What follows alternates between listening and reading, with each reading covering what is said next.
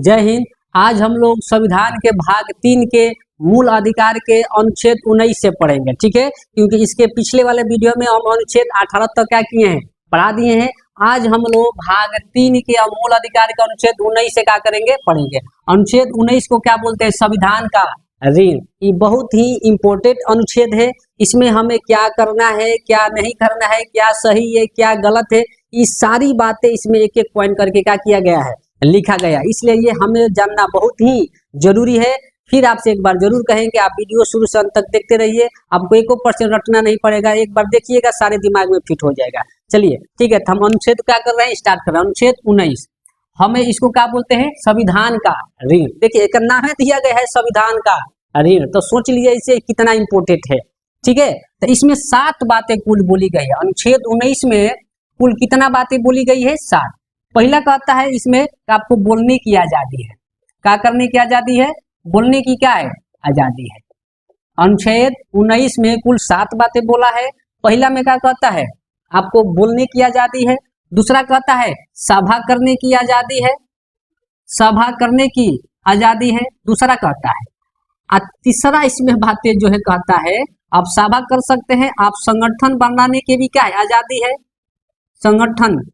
संगठन बनाने के भी क्या है, आजादी है। देखिए कितना बेहतरीन तरीका से सजाया है। एक में क्या कहता है, बोलने की आजादी है। अगर आप अच्छा बोल रहे हैं, आपको जब आप अच्छा बोल रहे हैं तो आप सभा करना चाहते हैं तो सभा कर सकते हैं। सभा मतलब 2-4-10 लोग को बुला के आप भाषण की तरफ ना लोग देता है, तो उसको क्या कहते हैं, लोग सभा करते हैं। वो कब कीजिएगा, जब आपको अच्छा बोलिएगा, लोगों को बोलिए, आपको अच्छा लगेगा तब तो आप एक में बोल सकते हैं। 2 में सभा क्या कर सकते हैं, कर सकते हैं।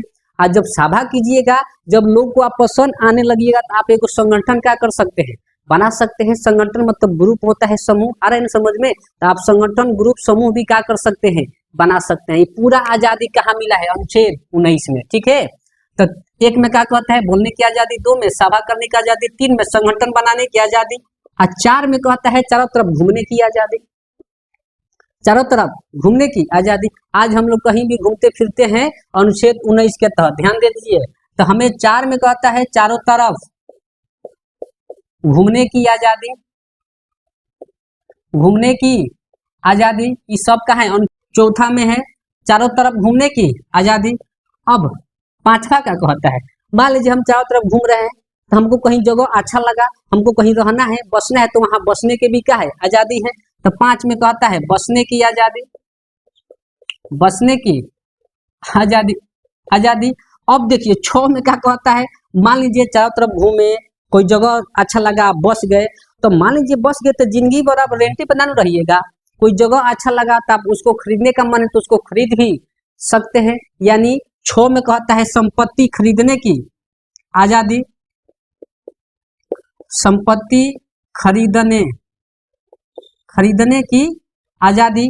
कौन में, ये 6 में कहता है संपत्ति खरीदने की आजादी। और 7 में कहता है मान लीजिए चारों तरफ घूमे, जगह अच्छा लगा, बस गए, संपत्ति भी खरीद लिए, तो क्या आप खाली उतने से पेट भर जाएगा? पेट भरने के लिए भी कुछ काम करना है कि नहीं करना है, कुछ व्यवसाय या व्यापार करना है ना। तो अब 7 में कहता है व्यापार करने की आजादी। ये देखो कितना बेहतरीन तरीका से सब आजादी कहाँ मिला है, अनुच्छेद 19 में। इसलिए इसको क्या बोलते हैं, संविधान का ऋण। इतना संविधान सजाने वाले ने बेहतरीन तरीका के सजाए हैं, इसका कोई जवाब नहीं है। देख रहे हैं, एक में क्या कहता है बोलने की आजादी। आप अच्छा बोलिएगा तो आप सभा कर सकते हैं, सभा। 2 में सभा करने की आजादी। जब सभा कर रहे हैं, लोग को अच्छा लग रहा है, तो आप 3 में संगठन बना सकते हैं, यानी समूह, ग्रुप क्या कर सकते हैं, बना सकते हैं। 4 में चारों तरफ घूम सकते हैं, 4 से में चारों तरफ घूम सकते हैं। अब कौन जगह अच्छा लगा तो 5 में क्या कहते हैं, बस सकते हैं। समझ रहे, जब चारों तरफ घूम लिए, बस लिए, कौन संपत्ति अच्छा लगा तो हम खरीद भी सकते हैं। 6 में क्या कहता है, संपत्ति खरीदने की आजादी। 7 में क्या कहता है, मान लीजिए चारों तरफ घूमे, बस गए, संपत्ति भी खरीद लिए, तो खाना खाने के लिए कुछ व्यापार चाहिए ना, व्यवसाय चाहिए। तो अब 7 क्या कहते हैं, और आपको व्यापार करने की भी क्या है, आजादी है। ये पूरा चीजें अनुच्छेद 19 में क्या किया गया है, बोला गया है। एकदम बेहतरीन तरीका से सजाया है। अगर आप देखिएगा तो एकदम मजा आएगा कि नहीं आएगा। अब देखिए इसमें जो है बोलने की आजादी में बहुत सारी चीजें बोला गया है। आपको बोलने की आजादी है, आपको मौन रहने की भी आजादी है। अब कहिएगा मौन कैसे रह सकते हैं, हमारे मन में हम ना कुछ बोलम, चुपचाप रहो, तो आपको आजादी है, कोई आपको डिस्टर्ब नहीं करेगा। देखते हैं ना, कभी किसी का हम लोग शो को मनाते हैं ना, होता है कि लोग कहता है कि 2 मिनट मौन रहे, एकदम आंख बंद करके हम लोग मौन होते कि नहीं। इस सारी आजादी कहाँ मिला है? अनुच्छेद 19 के पहला में बोलने की भी आजादी है, मौन रहने की आजादी है, झंडा दिखाने की आजादी है। अब झंडा देखते हैं ना, लोग खुश होता है, जैसे मैच होता है कि नहीं होता, तो लोग अपना खुशी से आप बोल सकता है या मौन रह सकता है, या झंडा भी क्या करता है, दिखाता है कि नहीं दिखाता है। इस सब आजादी अनुच्छेद 19 के पहला में बोलने की, मौन रहने की, झंडा दिखाने की या पुतला फूकने की ना लोग होता है। देखिए कोई लोग विरोध करता है, तो कोई मंत्री या किसी का भी अगर विरोध करता है तो पुतला उतला फूकता है कि नहीं फूकता है। ये पूरा आजादी अनुच्छेद 19 के पहला में सब दिया गया है, ठीक है ना। यानी पुतला फूकने की भी क्या है, आजादी है। और इसमें आरटीआई बोलता है, आरटीआई बोलिएगा तो ये क्या होता है? आरटीआई मतलब पूछने की आजादी। क्या करने की आजादी? पूछने की। जैसे हम अभी बोल रहे हैं, क्या कर रहे हैं? बोल रहे हैं, तो ये बोलने हो गया। और कोई किसी से हम पूछ रहे हैं कि तुम बोलो, तुम होता है ना, तुम बोलो, यानी ये क्या हो गया? पूछना। अरे समझ गए, इसकी भी आजादी दिया गया है अनुच्छेद 19 के पहला में। देखिए पहले में सारी बातें बोला है, आपको बोलने की आजादी है, मौन रहने की आजादी है, झंडा दिखाने की आजादी है, पुतला फूकने की भी आजादी है, आरटीआई यानी पूछने की भी क्या है, आजादी है। देख रहे हैं, ये अनुच्छेद 19 बहुत ही जरूरी है। ये सारी बातें अनुच्छेद 19 में क्या किया गया है, बोला गया है, समझ रहे हैं। अब एक में ये सारी बातें, सातों बातें है वो बोला है, लेकिन ये जो संपत्ति वाला कहानी है, संपत्ति वाला है ना, इसका थोड़ा ध्यान दीजिएगा। ये एगो तो अनुच्छेद 19 के 6 में संपत्ति है जो हम खरीद रहे हैं, और एगो जो संपत्ति है अनुच्छेद 31 में मिलेगा। ये पुश्तैनीय संपत्ति होता है। पुश्तैनी मतलब देखिए, हो जो संपत्ति हुआ, जैसे हम अभी मान लीजिए कमा रहे हैं, हमारे पास पैसा है, तो हम संपत्ति क्या किए, खरीद लिया, तो हमारा ये अभी क्या किए, संपत्ति हम खरीदे। एक संपत्ति होता है कि बाबा दादा वाला ना होता है, पुश्तैनीय संपत्ति, बाबा दादा का संपत्ति है, तो उसको क्या बोलते हैं हम लोग, पुश्तैनीय। उसका जिक्र कहाँ है? अनुच्छेद 31 में मिलेगा। क्या मिलेगा? अनुच्छेद 31 में कौन संपत्ति है? पुश्तैनीय संपत्ति। अब ये ध्यान दीजिए, ये अनुच्छेद 19 के 6 वाला, ये पुश्तैनीय वाला, जो पहले हम लोग का जो संपत्ति था, ये मूल अधिकार था। क्या था? मूल अधिकार। लेकिन बाद में आया 44वां संविधान संशोधन। को हुआ 44वां संविधान संशोधन 1978 में, मोरारजी देसाई। इसका हम संशोधन पढ़ाएंगे तो आपको बताएंगे बेहतरीन तरीका से, आपको थोड़ा लेकिन पढ़ा रहे हैं तो बता दे रहे हैं। ये संपत्ति जो हम खरीदे तो 31 वाला पुश्तैनीय संपत्ति, जो पहले मूल अधिकार था, यानी कोई हमसे नहीं छीन सकता था। लेकिन बाद में एक के बड़ा दिक्कत होने लगा। आपको ये दिक्कत क्या होने लगा? जैसे मान लीजिए कोई ट्रेन के पटरी बेचते आ रहा है, पूरा दूर से बिछते का हुआ आया, पूरा करोड़ों लाखों खर्चा लग रहा है, और कोनो के बीच में सोच के आधा काटा 1 काटा जमीन आ गया। अब वो कहता हम बेचबे ना करो। अब कहा रहा है कि भाई ले पैसा ले, दोगुना ले, तेगुना ले, तो वो कहता कि ना हम नहीं बेचेंगे। जानते हैं कुछ ऐसे लोग थेथोलॉजी करते हैं कि इसका कोई जवाबे नहीं है। तो अब बताइए, अब कहते हैं कि तू घुमा के ले जा, पूरा ऐसे घुमाओ। और बताओ, जो पूरा आदमी इतना दूर से लेकर आया, इतना मेहनत करके, इतना खर्चा करके, और सोच के 1 काठा के चलते पूरा बैलेंस सबका खराब करनू, ऐसा बहुत दिक्कत होने लगा, बहुत दिक्कत होने लगा। कुछ लोग बहुत थेथोलॉजी लोग, देखिए सरकार ही थोड़ी कहता है कि हम आपको छीन लेंगे, लेके कुछ ना कुछ जगह देगा या कुछ पैसा देगा कि नहीं देगा। लेकिन लोग दिक्कत करने लगे, कुछ थेथोलॉजी करने लगे। हम अपन लड़की के शादी खातिर रख ले बानी, लड़की हमार बड़ हुई तब हम, अभी 5 साल के लड़की भी या 25 साल के हुई तो हम शादी करब, अब 20 साल ससुर खातिर रोकनू, तब तक जो काम बा तब तक रोक दब 20 साल तक। ये बहुत दिक्कत होने लगा। तो अब एक 44वां संविधान संशोधन हुआ 1978 में, मोरारजी देसाई। अब यही क्या कहले, हई संपत्ति जो 6 वाला है अनुच्छेद, कौन है? अनुच्छेद 19 के, और है 31 वाला संपत्ति, इस सब के मूल अधिकार से काट के इसको कानूनी अधिकार बना देने। क्या बना देने? कानूनी अधिकार। अब एक मतलब ये हुआ, कानूनी अधिकार का मतलब ये हुआ कि आपका जो संपत्ति है, लोग तो नहीं छीनेगा, लेकिन सरकार जब चाहे तब आपका संपत्ति क्या कर सकता है, ले सकता है। क्योंकि आपका जो संपत्ति का अधिकार है वो मूल अधिकार से हट के क्या हो गया है, कानूनी अधिकार। यानी 31 से सीधे डायरेक्ट लात मार के 300 के कॉम में फेंक दिया गया है। इसको हम संशोधन पढ़ाएंगे तो आपको क्या करेंगे बताएंगे, समझ रहे हैं, क्योंकि ये जरूरी था, नहीं तो बहुत लोग दिक्कत होने लगा। इसका 44वां क्या हुआ, 44वां संविधान संशोधन 1978 में ये किया था मोरारजी देसाई। कहाँ मार के फेंके हैं इसको, 300 के कॉम में। यानी आपका ये अब मूल अधिकार संपत्ति जो है आपका मूल अधिकार नहीं है, कौन अधिकार हो गया है, कानूनी अधिकार। देखते हैं ना, इसीलिए कभी भी रोड पे बनता है, कभी सड़क आ गया, कोई दिक्कत आएगा तो किसी का मजाल है कि कह देगा कि हम नहीं बेचेंगे, है सरकार उखाड़ के फेंक देगा, समझ रहे हैं नु, क्योंकि अब आपका मूल अधिकार से हट के क्या हो गया है, कानूनी अधिकार। समझ रहे मेरे बात को। हाँ, आपका उसका पैसा देगा या उसका कहीं और कहीं जगह देगा, लेकिन हाँ आप ये नहीं कह सकते हैं टेक्नोलॉजी कि ना हम ना बेचो। बात समझ रहे हैं नु। हाँ, तो ये बातें ध्यान में रखना है, ठीक है। तो ये संपत्ति वाला कहानी हम लोग का मूल अधिकार से क्या हो गया है, कानूनी अधिकार, ठीक है। अब इसमें एक और बात, हमने तो आपको बोल दिया, हमने तो आपको इसमें बोल दिया कि 7 बातें बोला है। कितना बातें बोला है, 7 बातें। अब 7 बातें क्या है, अब देखिए, 1 में क्या कहता है, बोलने की आजादी, 2 में सभा करने की आजादी, 3 में कहता है संगठन बनाने की आजादी, 4 में चारों तरफ घूमने की, 5 में बसने की, 7 में संपत्ति खरीदने की, 6 में संपत्ति खरीदने की, 7 में क्या कहता है, व्यापार करने की। तो इतना तो आजादी मिला है, लेकिन इतना आजादी मिला है तो लेकिन एक बात तो नहीं भी ध्यान दीजिएगा, इसको रेड क्रॉस मार रहे हैं, ये सब ध्यान देते हुए ये सब आजादी मिला है। हम बोले हैं इतना आजादी मिला है, लेकिन इसको ध्यान देना है, कभी भी एकता अखंडता के खिलाफ ना हो। एकता अखंडता एकता अखंडता के खिलाफ ना हो, सुरक्षा के खिलाफ ना हो, पब्लिक का प्रॉब्लम ना हो, विदेशी संबंधित इस सब को कोई डिस्टर्ब ना हो, समझ रहे हैं। एकता अखंडता, देश विद्रोह वाला कोनो काम ना हो, देश विद्रोह वाला कोनो काम ना हो, ये सब ध्यान दीजिएगा। विद्रोह, ये सब सारी बातें ध्यान देना, ये 7 बातें इसमें मिला है आजादी, लेकिन ध्यान देना ये सबको देखते हुए, ये ना कि बिना मतलब के कुछ काम कर दीजिएगा, कहिए कहीं नहीं, ये भी ध्यान में रखना है। अब वही के इका हो, अब जैसे सुरक्षा पब्लिक बोले हैं इका, जैसे मान लीजिए 1 में कहता है कि बोलने की आजादी है, फिर 4 में क्या कहता है, घूमने की आजादी है। तो क्या घूमने की आजादी है तो क्या किसी का बेडरूम में ढुक जाइएगा, हाँ, किसी के घर में बिना बोले ना आपको न्यू की न्यू ढुक जाइएगा।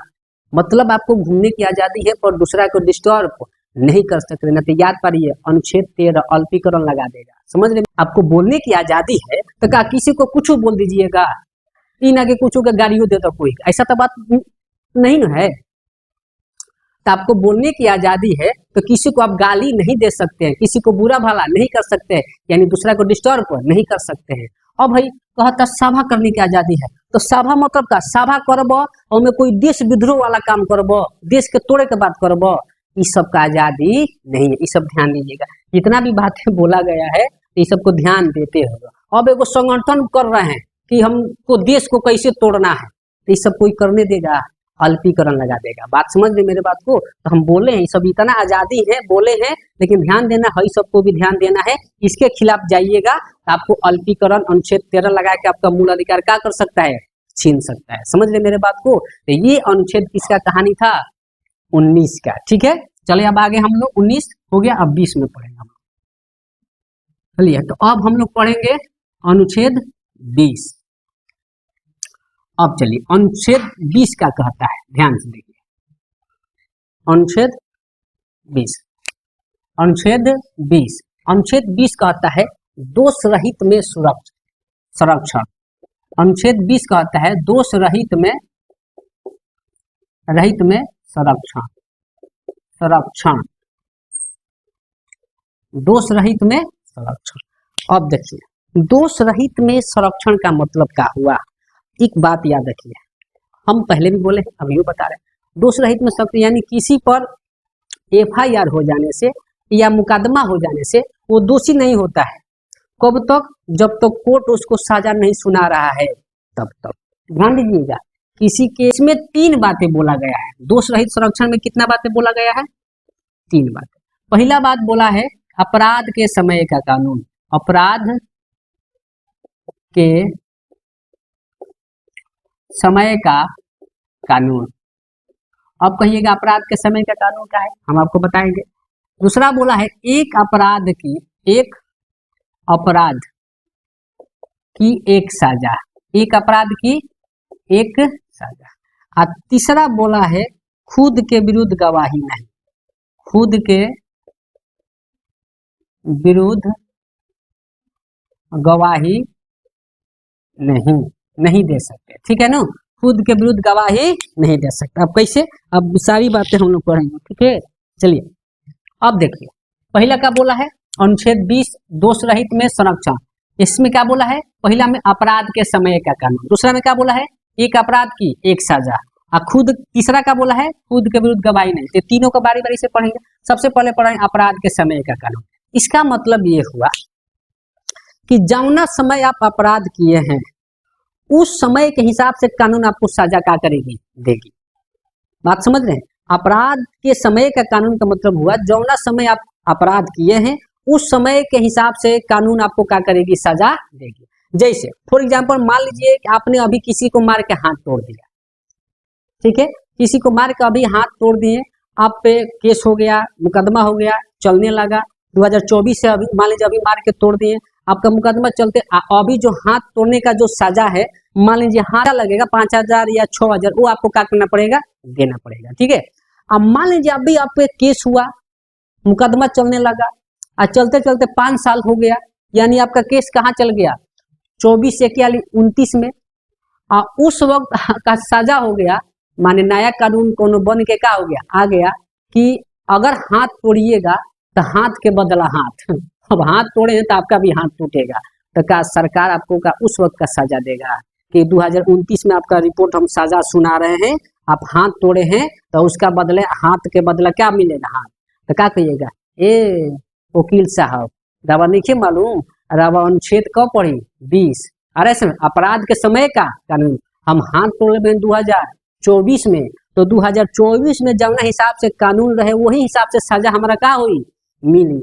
हाथ तोड़ने की सजा 5,000 जुर्माना था, तो हम कितना देंगे, 5,000 देंगे। हम अभी के कानून के हिसाब से सजा नहीं मिलेगा। बात समझ रहे हैं, ये क्या कहते हैं, अनुच्छेद 20 के पहला बात है अपराध के समय का कानून। अच्छा एक बात और भी इसमें हो सकता है, जैसे मान लीजिए सजा आपके केस हुआ, सजा आपको चलने लगा, आपको जज आपको बोलने लगे याद पारो पीछे वाला कहानी मुगलों के समय के, अगर किसी को मार के हाथ तोड़िएगा तो हाथ के बदले सजाए मौत तो और बम पिलाट वाला हो जाए, होगा कि नहीं होगा। तो ये भी आप नहीं कर सकते, ना आप आगे का सजा दे सकते हैं ना पीछे के सजा, यानी जौना समय हम अपराध किए हैं वो समय के हिसाब से कानून हमको क्या करेगा, सजा देगा। ये अनुच्छेद 20 के पहला बात बोलता है, ठीक है। अब भाई दूसरा बात क्या कहता है, एक अपराध की एक सजा, एक अपराध की एक सजा। अब कहिएगा एक अपराध की एक सजा क्या मतलब, ये हुआ कि देखिए फिल्मी दुनिया में जो होता था पहले, हम लोग सुने हैं, लोग कहते हैं कि एगो मर्डर करो अच्छा है 5 गो मर्डर करो, सजवा तो एक ही होगा बबुआ। वो फिल्म हो, वो मार झूठ सांच आल जाल माने बोलता है, कुछ वो बोलता है तो आप बात को मान जाते हैं, ऐसा मत सोचिएगा। ऐसा क्या कहता है, एक अपराध की एक सजा, अगर आप एगो गलती कीजिएगा तो आपको एगो सजा मिलेगा, 2 गलती कीजिएगा तो 2 सजा मिलेगा। बात समझ रहे हैं, तो 3 गलती कीजिएगा तो आपको 3 को सजा मिलेगा, सजा आपका क्या होगा, बढ़ जाएगा। ये भ्रम में मत रहिएगा कि एगो गलती करे या चाहे 10 गो गलती करे सजावा एक ही मिलेगा, ऐसा होने वाला नहीं है। जैसे अभी प्रेजेंट में एक मनीष कौन है यूट्यूबर मनीष कश्यप था नु, उस पर क्या हुआ था, कुल मुकदमा नहीं हुआ था मर, तब मार ओकरा पे एक 5-6 गो केस का हो गया, लदा गया, तो 5-6 गो केस डालने से चलते ओकर सजा का हो गया, बढ़ गया कि नहीं बढ़ गया। तो इसलिए याद रखिए एक गलती की एक सजा, एक गलती की क्या बोलता है, एक अपराध की एक सजा। मनीष कश्यप का बात ये तो अब हम क्या बताएं, ये ऐसा यूट्यूबर है, पहले मीडिया एक पहले कुछ समय ठीक था, लेकिन ओकरा बाद में एक और इसका जो नौटंकी ड्रामा होने लगा नू, तो हमारा अच्छा नहीं लगा। अब बताइए आप मीडिया है, सवाल पूछते हैं, ओकरा मुंहवा में माइकवा हुर के ताबड़तोड़ इतना तेजी से बोलेगा कि सामने वाला को बोलने के मौके नहीं देता है। अभी कौन सवाल तू पूछता है भैया, तू ही एगो सवाल पूछता है, करता है कड़वा सवाल, हम सच्चा बात पूछते हैं। सच्चा बात के मतलब का कड़वा सवाल के मतलब का सच बात ही कड़वा होता है। तो तू प्यार से भी अच्छा से भी पूछ सकता है। अब एगो देखे थे यूनिवर्सिटी की का था, उसमें ढुक गया, ऐसे बुझाता नहीं कि डॉन है, दादागिरी वाला ऐसे क्या हो रहा है, ये सब क्या हो रहा है, क्या कर रहे हैं। अरे ससुरा, तुमसे बड़ा बड़ा प्रोफेसर वहां सब बैठे हैं और तू पूरा, तो पहले तो बिना बोले तू ऐसा ढुक रहा है। तू मीडिया वाला है, तू सवाल पूछने गया है कि उसको तू डराने गया, हमको ही नहीं समझ में आया कि तू धमकी देने गया है उसको। लोग कुछ लोग वगैरह के तनी हाईलाइटेड बना दिए। अभी फिलहाल में देखिए, अब बीजेपी में शामिल हुए हैं, तो कुछ भी हो, शामिल हो, उससे हमको कोई दिक्कत नहीं। अभी जब उससे सवाल पूछा जा रहा है कि एक एक सवाल 3-4 को जब लोग मीडिया वाला दाग रहा है तो उनका हालत खराब हो जाता है। तो आप एगो बात बोलिए पहले, कौना के जवाब दे, करा के की होकरा के। ऐसे ही सोच बबुआ कि तू जब मुहा में हुर के बिना मतलब के आज पूछता था, बिना मतलब जाएगा रोड पे, जो बेचारा लेबर है ओकरा के पूछेगा ये क्या हुआ है, कितना सीमेंट क्या है। अरे तू मालिक, आज जो इंजीनियर है उन्हें बताएगा। इतना तेज बोलेगा कि सामने वाले को बोलने को मौके नहीं देगा। लोग करे के कहता है कि सन ऑफ बिहार। अब बताओ, मतलब तू ही एगो बिहार के औलाद, बड़ा लड़का बड़ा के और लोग है। अब क्या कहिएगा। अब अभी एगो इंटरव्यू सुने थे कि जब बीजेपी में शामिल हुए हैं कि जो मोदी को पसंद नहीं कर रहे हैं, जो मोदी को वोट नहीं दे रहे हैं, वो देश विद्रोही लोग हैं। बताओ कि कहाँ संविधान में लिखल बा कि जे बीजेपी के वोट ना देगा वो देश विद्रोह कहलाएगा। अरे बुर्बक, जो मोदी को वोट नहीं देगा वो बीजेपी को ना पसंद करने वाले लोग हैं, बीजेपी विद्रोह कहलाएंगे, देश विद्रोह कहाँ से कहलाएंगे। समझ रहे हैं। अब ऐसा ऐसा तो बात करता है लोग। और ये हमसे भी बहुत लोग पूछते हैं कि सर आप किसको वोट दीजिए, आप किसको वोट दीजिएगा, आप किसको पसंद करते हैं। तो कहीं देखिए, मेरा पसंद नापसंद का बात नहीं, हम वोट उसी को देंगे जो काम करेगा। अब हम उसी को वोट देंगे जो हमारे देश को आगे बढ़ाने के बारे में सोचे, जो स्वास्थ्य के बारे में सोचे, जनता यानी युवा के रोजगार के बारे में सोचे। और सबसे मेन बात है रोजगार। समझ रहे हैं, मेन मुद्दा क्या है, रोजगार। हमने बोला कि देश के आगे बढ़ाने के बारे में सोचे, तो किसी भी देश का हाल जो जानना है तो वहां का रोजगार जानना पड़ेगा। अगर बेरोजगारी ज्यादा है तो उस देश का हाल ठीक नहीं है, क्योंकि मेन है बेरोजगारी। अगर आपके देश का युवा ही बेरोजगार है तो देश का हाल कैसे ठीक हो सकता है। समझ रहे मेरे बात को। तो मेन मुद्दा क्या है, रोजगार। अगर जो युवा के पास रोजगार नहीं है तो बिना मतलब के जो इंटर पास हो गया, ग्रेजुएशन पास हो गया, अब उसका दर्द आप नहीं समझ रहे हैं, वही समझ रहा है जो बेरोजगार पढ़ लिख के खाली बैठा हुआ है। कैसे तो कहा जाता है कि खाली दिमाग शैतान का दिमाग। सारा खेल है रोजगार का। हम साफ कहते हैं, जो पार्टी रोजगार देगा, रोजगार के बारे में कहेगा, हम उसको वोट देंगे, कोई भी हो। क्योंकि मेन मुद्दा क्या है, रोजगार। क्योंकि खाली दिमाग शैतान का दिमाग। जितना भी देश में गलत काम हो रहा है, गलत चीजें हो रहा है, क्यों हो रहा है, बेरोजगारी की वजह से। अब कहिएगा आप बेरोजगारी के कैसे हो रहा है। कोई भी लड़का, मान लीजिए आप ही हैं, या कोई भी लड़का के पास अगर कुछ भी रोजगार रहेगा, या अगर 20,000 22,000 का जॉब, अगर 8 घंटे के पास ड्यूटी है, तो सुबह 9 बजे गया, शाम में 5 बजे आया, घर के साथ मिलेगा, एगो दूगो आधा घंटा 1 घंटा दोस्त के साथ खेलेगा कूदेगा। ओकरा पास फालतू के ना टाइम बा, ना फालतू के सोचे के टाइम बा, ना फालतू के कुछ करे के टाइम नहीं ओकरा पास, क्योंकि वो अपना काम में क्या है, बिजी है। जब ओकरा रोजगार ना रहेगा, वो खाली बैठा रहेगा, तो पढ़ लिख के फालतू के जब एने ओने घूमेगा, तो जाहिर सी बात है कि खाली पेट जो है, पापी पेट है, जो कुछ भी करवा सकता है। समझ रहे हैं। वो बेचारा का क्या हाल होता है, घर कभी ना इज्जत मिलता है, ना बाहर भी मिलता है। जो बेरोजगार में घूम रहे हैं, हम तो साफ कहते हैं कि एक बार रेलवे का फॉर्म में, ग्रुप डी के फॉर्म में 2.5 करोड़ लगभग फार्म गिरा था, 2.5 करोड़। अब इससे सोचिए, अनुमान लगाइए कि 2.5 करोड़ फार्म का मतलब ये हुआ कि 2.5 करोड़ युवा का है बेरोजगार है। और जब 2.5 करोड़ युवा बेरोजगार मतलब समझ रहे हैं, हम ये मानते हैं 2.5 करोड़ नहीं, उससे 4 गुना 5 गुना ज्यादा कर दीजिए। अब कहिए 4 गुना 5 गुना ज्यादा कैसे? क्योंकि एक लड़का पे कम से कम 4-5 फैमिली का जीवन आश्रित रहता है। एक युवा, एक लड़का पे अगर वो लड़का सक्सेस होगा, कामयाब होगा, तो तबे तो अपने माँ को, बाप को, बच्चा को, बीबी को देख रेख कर सकता है अच्छा से। जब वही कामयाब नहीं होगा तो कहाँ से देख सकता है? यानी 2.5 करोड़ मत सोचिए आप, उसमें 4-5 से और गुना कर दीजिए। इतना करोड़ हमारे देश में बेरोजगारी फैल रहा है, तो हमारे देश का हाल कैसे अच्छा हो सकता है?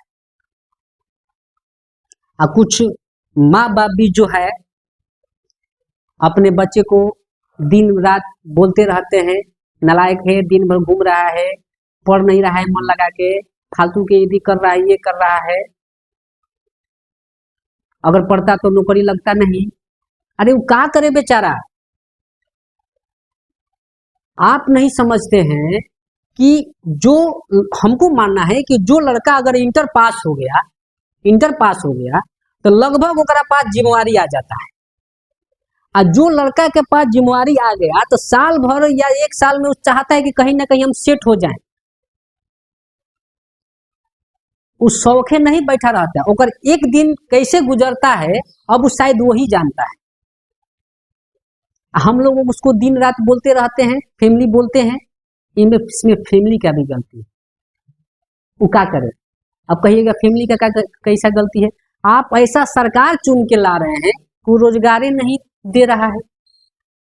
आप सरकार चुन के लाइए ऐसा कि जो आपके स्वास्थ्य के बारे में सोचे, आपके बच्चे के रोजगार के बारे में सोचे।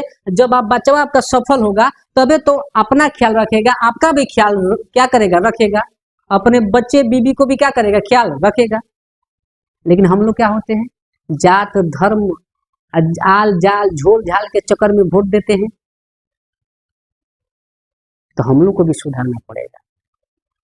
हाँ, मानते हैं कि आप बोलते हैं अपने बच्चे को उसके भले के लिए, क्योंकि कोई भी माँ बाप ये नहीं चाहेगा कि मेरा बेटा नालायक हो। सब चाहते हैं कि मेरा बेटा लायक हो, कामयाब हो, काबिल बने। क्योंकि दुनिया में तो माँ बाप ही ऐसे हैं जो चाहते हैं कि मेरे बच्चे काबिल हो और हमसे अच्छा काम करें। बाकी लोग यहाँ कोई आपको चाहने वाला नहीं है कि आप काबिल बने और अच्छा से अच्छा काम करें। एक माँ बाप ही हैं जो आप चाहते हैं। लेकिन जब जैसे आप चाहते हैं कि मेरा बच्चा काबिल हो, कामयाब हो, वैसे बच्चा भी चाहता है, बच्चा का भी शौक होता है, क्योंकि वो भी चाहता है कि हम तुरंत काबिल हो। जब जिम्मेवार हो जाता है तो खुद उसको एहसास होता है कि हमें भी काबिल बनना है, अपने पापा के लिए कुछ करना है, फैमिली के लिए कुछ करना है, माँ के लिए कुछ करना है। जब वो नहीं कर पाता है नो, तो आपसे ज्यादा तकलीफ उसको होता है। समझ रहे हैं? आपसे ज्यादा तकलीफ वो होता है, क्योंकि कोई बच्चा नहीं चाहता है कि हम फालतू के बिना मतलब के ओने घूमें। मजबूरी में उसको घूमना पड़ जाता है। और जब आप नहीं जानते हैं, बाहर का जो कुछ लोग बोलते हैं तो बर्दाश्त कर सकता है, लेकिन जब उसका घर में जो बेइज्जती होने लगता है, कुछ नहीं कर रहा है, फालतू घूम रहा है, खा रहा है, खाली गधा नियन सुत रहा है, उस वक्त उसको दिल और दिमाग दोनों पे चोट लगता है। अब वो उस वक्त किस तरह जिंदगी जीता है, अब शायद युवा ही बताएगा। हर युवा जो रात में जागते हैं, लोग कहते हैं ना, ऐसे तो कहा जाता है, तो हर युवा रात में जागने वाला आशिक नहीं होता। कुछ घर की जिम्मेवारियां भी ऐसी होती हैं जो युवा को रात में सोने नहीं देती। समझ रहे मेरे बात को? इसलिए हम इसी के लिए सबको कहेंगे, आप वोट दीजिए, लेकिन आप उसी को दीजिए जो आपका स्वास्थ्य के बारे में सोचे, आप बच्चा के भविष्य के बारे में सोचे, सबको उसी को वोट दीजिए। समझ रहे मेरे बात को? चलिए आगे बता रहे हैं। एक अपराध की एक सजा मतलब ये हुआ कि अगर आप एक गलती कीजिएगा तो आपको एक सजा मिलेगा, 2 गलती कीजिएगा तो 2 सजा मिलेगा। इसमें एक और चीजें है, जैसे मान लीजिए हम कोनो एगो गलती किए एक बार ओकर हमें साजा मिल गया, तो फिर अब उसको बार बार हमारे एक ही चीज को साजा नहीं मिलेगा। क्यों? क्योंकि एक अपराध की क्या होता है, एक साजा। समझ रहे मेरे बात? जैसे लालू जी अभी चारा घोटाला में उनको सजा मिला है ना, साजा काट कर अभी क्या किए हैं, आए हैं, और फिर अब कोई कहेगा कि चारा घोटाला में उनको फिर उनका के जेल में डाल दो, तो फिर अब उनको साजा नहीं मिलेगा। क्यों? क्योंकि इसमें क्या बोला गया है, एक अपराध की एक साजा। एक जो आपको एक बार साजा मिल गया, फिर अब उसी केस के लिए दोबारा आपको साजा नहीं मिलेगा। समझ रहे हैं? तो ये था एक अपराध की एक साजा। अब है खुद के विरुद्ध गवाही नहीं। अब एक मतलब हुआ, जैसे मान लीजिए आपको जेल में पुलिस आपको बंद करके पूछ रहा है और कह रहा है कि बोल अपन साजा का कर, कबूल कर, यहाँ लिख कि तूने गलती किया है, तूने गलती किया है, तो आप लिख दीजिए, पर वो आपको गवाही मान्य नहीं होगा, वो आपको माना नहीं जाएगा। बात समझ रहे हैं? तो खुद के विरुद्ध गवाही भी नहीं दे सकते हैं। ये अनुच्छेद का की कहानी है 20 का। समझ रहे हैं? दोष रहित में संरक्षण। इसमें कितना बातें बोला है, 3। अपराध के समय का कानून, यानी जब समय हम अपराध किए हैं उस समय के हिसाब से कानून क्या करेगी, सजा देगी। दूसरा बात कहता है एक अपराध की एक सजा, यानी एक गलती का एक ही सजा होगा। आ रहे समझ में? तीसरा क्या कहते हैं, खुद के विरुद्ध गवाही नहीं दे सकते। समझ रहे मेरे बात को? चलिए, तो आज हम इतना ही रहने दे रहे हैं। अब इसके आगे के लिए हम आगे वीडियो में क्या करेंगे, डालेंगे। ठीक है, जय हिंद।